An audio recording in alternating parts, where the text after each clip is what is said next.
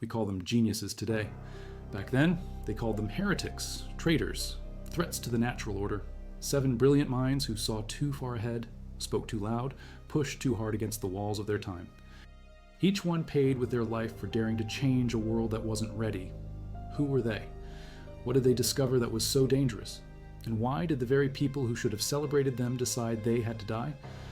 If you value documented history like this, subscribe. It's the best way to support our work. Also, comment from which city you're hearing this from.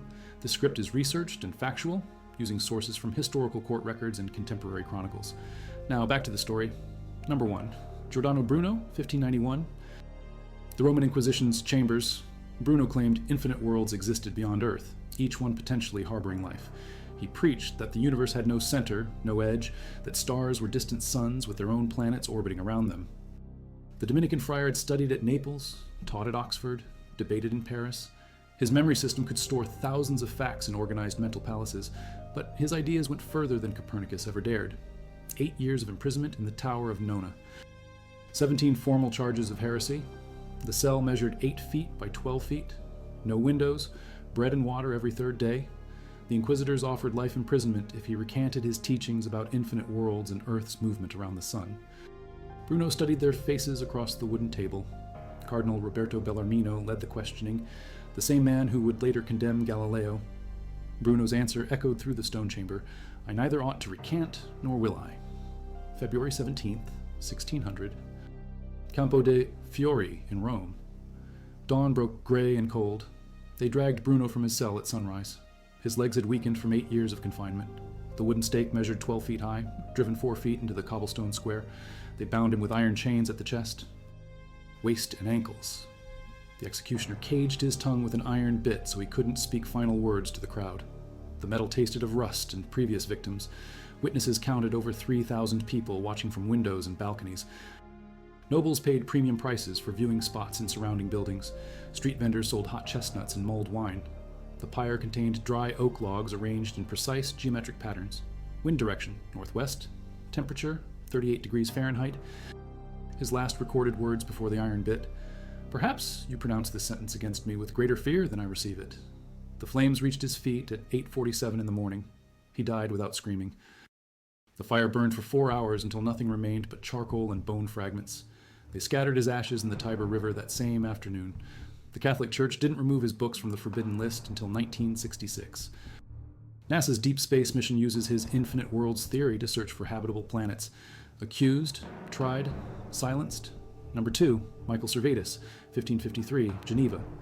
Miguel Serveto had discovered pulmonary circulation 3 centuries before William Harvey made it famous. He described how blood flows from the right chamber of the heart through the lungs to absorb pneuma, what we call oxygen, then returns to the left chamber. Revolutionary medicine buried inside a theological manuscript called Christianismae Restitutio. Only 3 copies exist today. But Servetus denied the Trinity. He claimed Jesus was divine but not equal to God the Father. He rejected infant baptism as meaningless ritual. These ideas made him the most wanted heretic in Europe. The Catholic Inquisition had already condemned him to death in absentia. France burned his effigy in Vienne while he escaped north toward Italy. John Calvin ruled Geneva with absolute theological authority. Calvin had read Servetus's manuscript in 1546. He wrote to Guillaume Farel, "If he comes here and I have authority, I will never let him leave alive." Servetus came anyway. October 13th, 1553. Someone recognized him attending Sunday service at St. Pierre Cathedral. Calvin's agents arrested him within hours. The trial lasted 67 days. Servetus defended himself in Latin, French, and Spanish. He quoted Augustine, Jerome, and Tertullian from memory. The city council consulted theologians from Zurich, Bern, Basel, and Schaffhausen. All agreed. Death. The vote was unanimous. 43 council members, 0 dissents. October 27th, 1553, to Zaac's Plateau de Champel. They chained him to an oak stake at 2:30 in the afternoon. His final request: a quick death by sword instead of fire. Denied. They used green oak logs instead of seasoned wood. Green wood burns slower, extends suffering, generates more smoke. The executioner bound a copy of his heretical book to Servetus's waist with iron wire. The fire took 30 minutes to kill him. His screams carried across Lake Geneva to the French shore. Peasants working vineyards 2 miles away heard his final cry. Calvin watched from the city walls through a brass telescope. He He wrote in his diary that evening, "Justice was done today. The smoke of error has been cleared from our air." They buried his charred remains in an unmarked pit outside the city walls. Calvin kept Servetus's original manuscript as a trophy until his own death in 1564. The bloodstained pages still exist in the Bibliothèque Nationale de France. Page 67 shows where Servetus described the heart's 4 chambers and their function. His anatomical drawings proved more accurate than any medical text of his era. If you value documented history like this, subscribe. It's the best way to support our work. Also comment from which city you're hearing this from. This script is researched and factual, using sources from trial transcripts and execution records. Now back to the story. Number 3. Antoine Laurent Lavoisier, 1794, Revolutionary France. The father of modern chemistry had just proved that matter cannot be created or destroyed, only transformed from one form to another. He isolated and named oxygen and hydrogen. He explained combustion and respiration as chemical processes, not mystical transformations. His precise laboratory scales could measure differences of 1/10,000th of a gram. But revolution needed enemies. Lavoisier had served as a tax collector under Louis XVI's regime. The Ferme Générale collected customs duties and salt taxes from French citizens. Lavoisier earned substantial profits from this position. He used the money to fund his chemical research, private laboratory, imported instruments, the finest equipment available in Europe. The Revolutionary Tribunal convened at 8 in the morning, May 8th, 1794. Antoine Fouquier-Tinville presided as prosecutor. Same man who sent Marie Antoinette to the guillotine 6 months earlier. The charges against Lavoisier and 27 other tax collectors, conspiracy against the liberty of the nation, and various plots against the internal and external security of the state. No evidence presented. No witnesses called. The trial lasted 87 minutes total. Lavoisier requested time to complete his chemical experiments that could benefit the nation. Fouquier-Tinville's response: "The Republic has no need of scientists." The verdict: death by guillotine. All 28 defendants condemned simultaneously. Place de la Révolution, 11:37 in the morning. The guillotine blade weighed 40 pounds and fell from a height of 14 feet. Clean cut between the 3rd and 4th cervical vertebrae. Lavoisier was 5th in line. He watched 4 heads fall before his turn. The crowd numbered approximately 8,000 people. They cheered each execution with equal enthusiasm. Joseph Louis Lagrange observed from a balcony overlooking the square. He wrote to a friend that evening, "It took them only an instant to cut off that head, and 100 years may not produce another like it." The executioner held up Lavoisier's severed head at 11:51. The crowd roared approval. Blood pooled in the scaffold's drainage channels, flowed into the Seine through storm gutters. They buried all 28 bodies in an unmarked mass grave in Parc Monceau. No coffins. Lime scattered over the corpses to speed decomposition. Lavoisier's laboratory equipment was sold at public auction the following Tuesday. His precision scales went for 18 francs to a cheese merchant.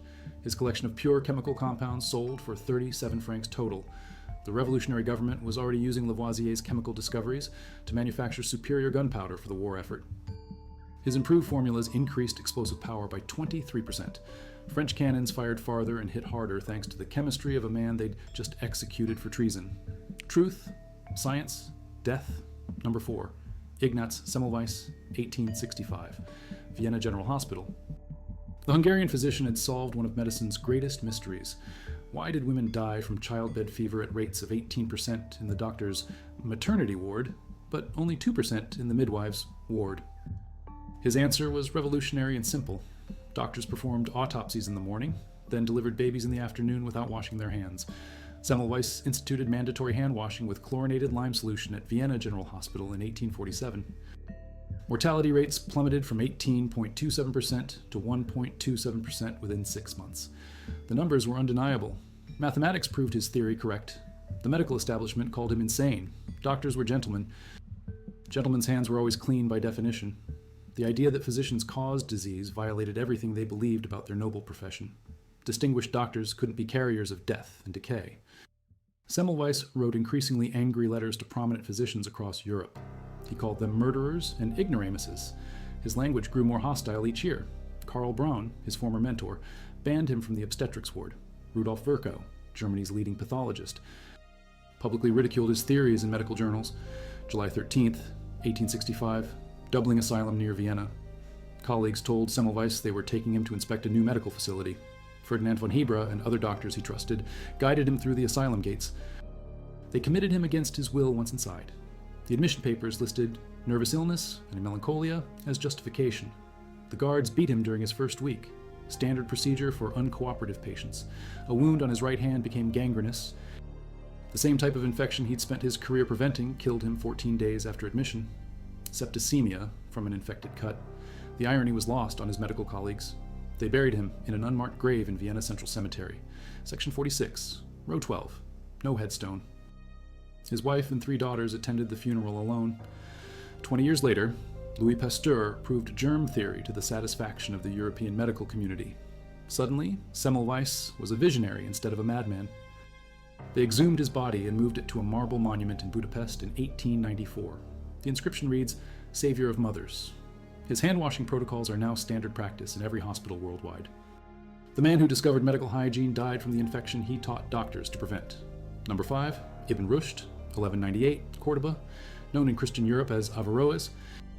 The greatest Islamic philosopher of medieval Spain had spent 30 years commenting on Aristotle's complete works. He argued that human reason and religious faith could coexist without contradiction. Truth was truth, whether discovered through sacred scripture or through careful observation of the natural world. Ibn Rushd served as chief judge of Seville and personal physician to Caliph Abu Yaqub Yusuf. His medical treatise, Kitab al-Kulliyat, became the standard textbook for European universities. His philosophical commentaries preserved Greek learning for medieval Christianity. Without Ibn Rushd's translations and explanations, the Renaissance might never have occurred, but the fundamentalist Almohad dynasty was seizing control of Muslim Spain. They rejected all learning that didn't come directly from the Quran and Hadith. Philosophy was heresy, science was blasphemy, reason was rebellion against divine authority. Caliph al-Mansur ordered all philosophy books burned throughout his territories in November 1195. The decree covered every work by Aristotle, Plato, Ptolemy, and their Muslim commentators. Ibn Rushd's personal library contained over 60,000 volumes collected over 4 decades, books in Arabic, Greek, Latin, and Hebrew. The finest private collection in medieval Europe. December 11th, 1198, the Great Mosque of Cordoba. They burned Ibn Rushd's library in the courtyard for 3 consecutive days, smoke visible from 12 miles away. Scholars wept openly as flames consumed centuries of accumulated knowledge. Ibn Rushd watched from his house arrest window as his life's work turned to ash and scattered in the winter wind. They exiled him to Lucena, a small Jewish town 30 miles south of Cordoba. Population, 800 residents, no libraries, no universities, no intellectual community. He lived in a 2-room house with mud brick walls and a straw roof. Former friends avoided contact to protect their own positions. Ibn Rushd died in exile 18 months later, December 10th, 1200. A stroke at age 72. His body was secretly transported back to Cordoba on a donkey cart by night. The cart driver, a former student named Ahmad ibn Muhammad, had smuggled copies of key works hidden in grain sacks before the burning.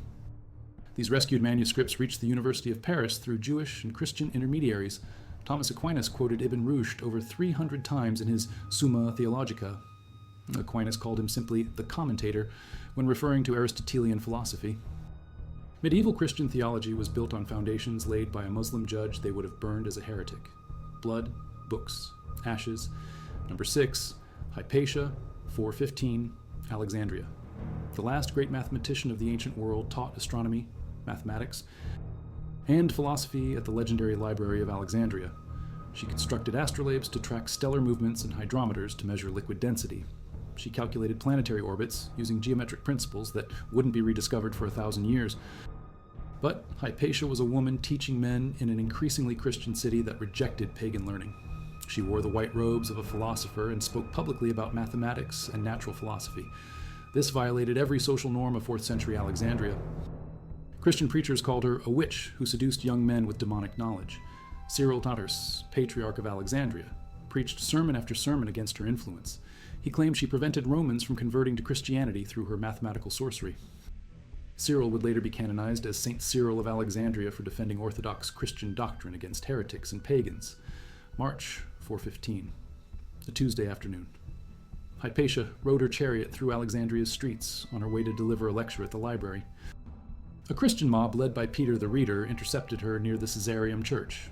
They dragged her from the chariot and into the building's interior courtyard. They stripped her naked and scraped her flesh from her bones using broken pottery shards called ostraca. The same pottery pieces used for voting in ancient Athens now became instruments of torture. Sharp ceramic edges cut deeper than metal blades. The process took hours while she remained conscious. They dismembered her body and burned the pieces outside Alexandria's walls. The mob scattered her ashes in the Mediterranean Sea. Peter the Reader was later canonized as St. Peter of Alexandria for his role in purifying the city of pagan influence. The Library of Alexandria lost its last great defender.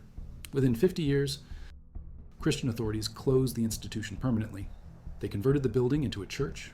Hypatia's mathematical and astronomical works survived only in Arabic translations preserved by Islamic scholars centuries later. The lunar crater Hypatia, discovered in 1935, measures 41 kilometers across. It sits in the Mare Tranquillitatis, the Sea of Tranquility where Apollo 11 landed. The woman who mapped the heavens finally got her place among the stars, 1,500 years too late. Number 7. Nicolas Léonard Sadi-Carnot, 1832. Paris. The French military engineer had just discovered the second law of thermodynamics at age 28.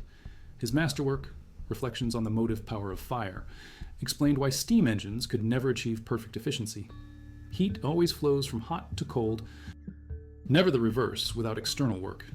This principle would power the Industrial Revolution.